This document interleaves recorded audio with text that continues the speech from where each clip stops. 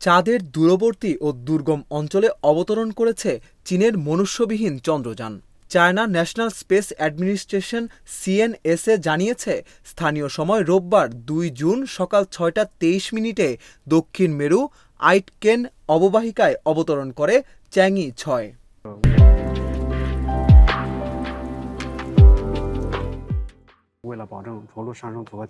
গত ৩ মে প্রথম দেশ হিসেবে চাঁদের দূরবর্তী অঞ্চল থেকে পাথর ও মাটির কিছু নমুনা পৃথিবীতে নিয়ে আসতে মনুষ্যবিহীন লং মার্চ ৫ রকেটে করে চন্দ্রযান চ্যাংয়ে-৬ উৎক্ষেপণ করে চীন।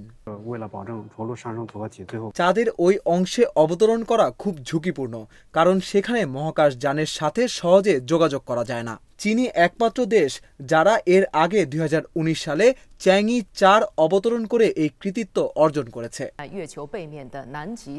সিএনএসএ জানিয়েছে, এই মিশনের মূল লক্ষ্য একটি ড্রিল এবং যান্ত্রিক বাহু ব্যবহার করে প্রায় ২ কেজি নমুনা সংগ্রহ করা। মিশন সফল হলে বিশেষ রিটার্ন ক্যাপসুলে নমুনাগুলো নিয়ে পৃথিবীতে ফিরে আসবে চন্দ্রযানটি। চীনের বিজ্ঞানীরা প্রথমে পাথরগুলো বিশ্লেষণ করবেন এবং পরে সারা বিশ্বের গবেষকরা সেগুলো নিয়ে গবেষণা করার জন্য আবেদন করতে পারবেন। চাঁদ থেকে নমুনা সংগ্রহে এটি চীনের দ্বিতীয় মিশন। ২০২০ সালে চ্যাংই-৫ চাঁদের কাছাকাছি ওশেনাস প্রোসেলারাম থেকে ১.৭ কেজি নমুনা নিয়ে আসে। চাঁদে পানির সন্ধান এবং একটি স্থায়ী ঘাঁটি স্থাপনের জন্য চীন এই দশকে আরও ৩টি মনুষ্যবিহীন মিশনের পরিকল্পনা করছে। বেইজিংয়ের লক্ষ্য ২০৩০ সালের মধ্যে একজন চীনা নভোচারীকে চাঁদে পদচারণা করানো।